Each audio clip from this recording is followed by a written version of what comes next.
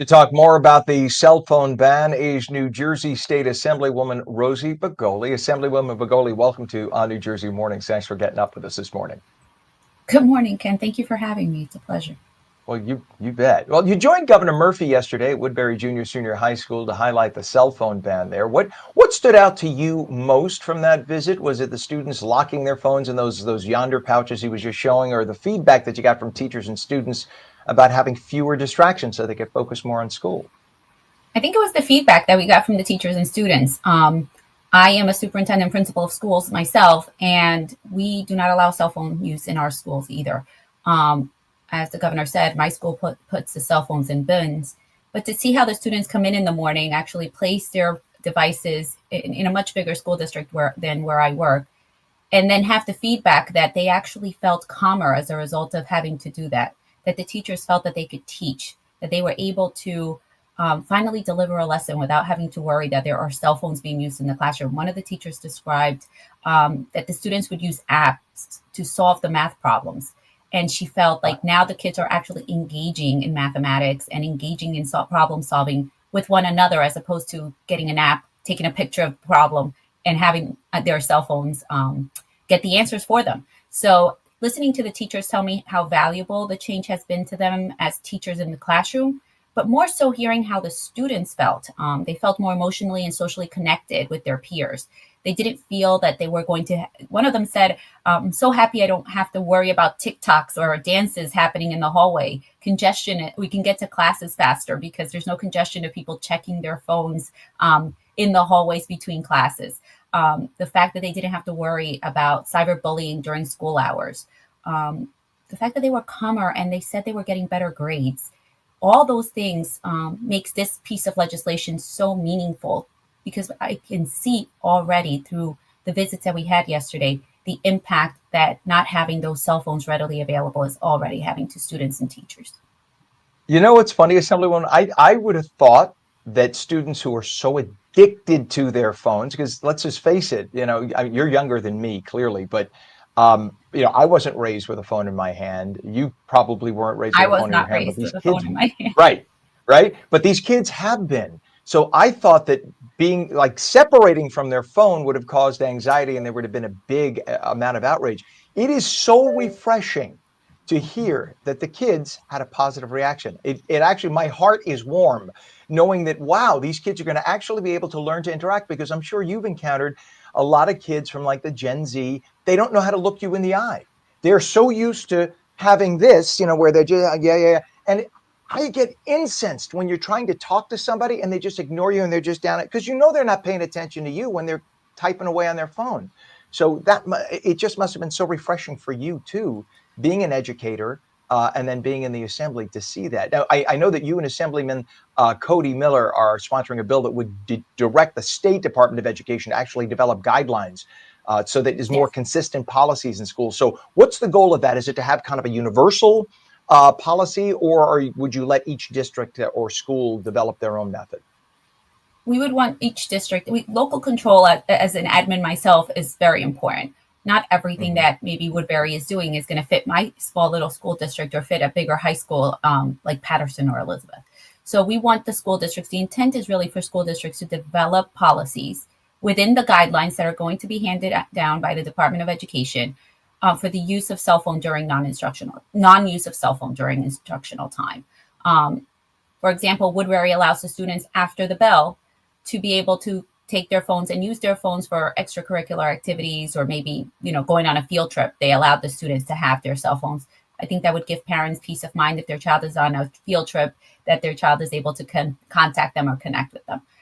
Certainly, we're not trying to say cell phones are 100% banned. It's an be all end all. But we are trying to say we need to have some procedures in place. We need some guidelines from the Department of Education in order to ensure that our students are getting the most benefit out of the time that they're sitting in the classroom with their teachers in the learning environment and also with their peers. So would there be, say, exceptions? Say a child had a parent who was sick or was awaiting news, or a child who maybe has a medical condition and the parent needs to stay in touch. Would there be waivers granted for certain students to be able to keep their phones with them during the day?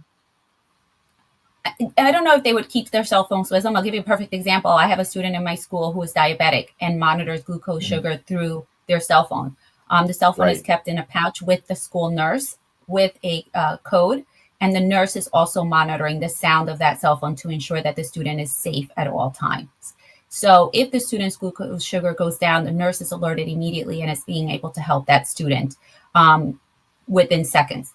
So we have procedures in place for students who are medically fragile, for students who have, some students may have autism and this phone may be calming to them. If a student has an IEP, a 504 plan, or a medical plan, this is the law is not meant to interfere with the need of the student to use cell phones in a way that is appropriate for them.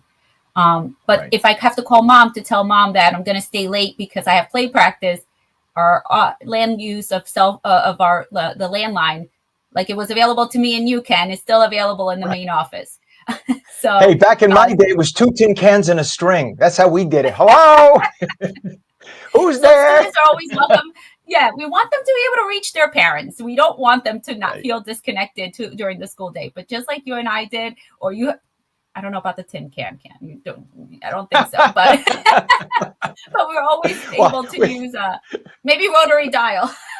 right, right. Well, No, but I did I have I rotary had dial. rotary dial, Absolutely. so Okay. yeah. All So right. maybe So true students will still confessions. be able We to can't lie. contact their parents.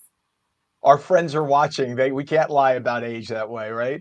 Now you mentioned you're a principal, you're a superintendent of East Newark, which is so refreshing because you can bring that perspective, that experience to the legislature. And you mentioned that your district has its own cell phone ban using bins instead of pouches. So how has that experience as an educator affected the way that you came up with the legislation and the differences that you may have seen in your students? You talked about how these students react, and just other students and other teachers at other schools who may be implementing this. What differences have you found in the different ways they're implementing this?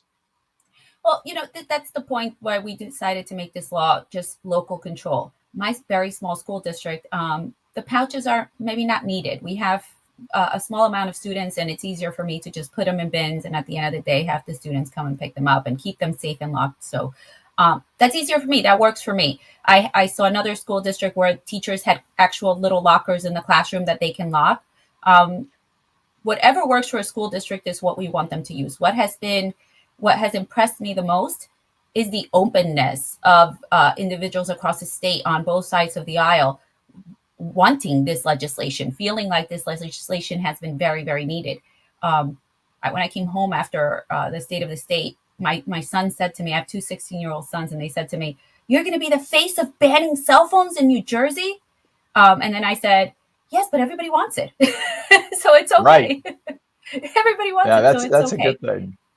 Well, Parents it's definitely will have, go ahead. I'm sorry. I said parents will definitely have some concerns, but I think the ultimate benefit outweighs the concerns that we may have as parents. Yeah, when and I'm sorry for stepping on you. I was having actually audio issues in my ear, but now it's been solved. It's just good to see that students are more engaged and in some cases even checking out library books. Go figure. You mean that big room with books in it is getting used instead of scrolling on their phones? Stronger social bonds have been reported, a free mind. So ultimately, what's your vision on how the policy could literally reshape the whole school experience statewide? And also, if this legislation passes, will there be some funding so the schools can, say, invest in those pouches? So the governor has committed $3 million in his state budget to competitive grants for schools to be able to try to afford, those schools that are interested. Some people say, well, $3 million, but $3 million goes a long way for schools that cannot possibly afford to implement this type of program.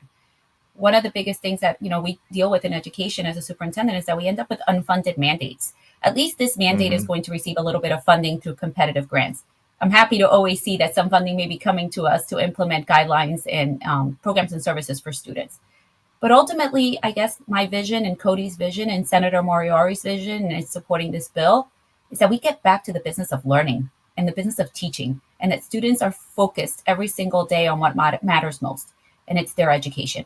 So the intent of this law is to ensure that students are feeling comforted, safe, that they're socially engaged, that they are pulling those library books out of the library, that they're Right. feeling like they can have conversations again with their teachers, looking them in the eye, being prepared for that college life where those cell phones may not be readily available in those college, in their college campus classrooms. And we hope that it reaches that level too. But right now is getting back to the business of educating our students to the fullest and having them engaged in their learning. I wish you were my principal. You're awesome. It's just so good to, so refreshing that you're doing this, and it just gives me a more positive outlook to the future, knowing that students will be more engaged. Focus on education during the day. Look, there's plenty of time for the phone later, but while you're in school, focus on education. And also mentioning the cyberbullying thing, that's a big deal. And to have that be basically the day be a cyberbully free time, that's wonderful. New Jersey State Assemblywoman Rosie Begoli. Did I get your name right, please? Yes, you did. You did. Thank you, All Ken. right. Assemblywoman Begoli, thank you so much for joining us. Please come back and let us know how this is working out. All right. Would love to. Thank you so much for having me this morning. You bet. Have a Good day great to you. day. Thank you. You bet. It is 7:18 right now. A chilly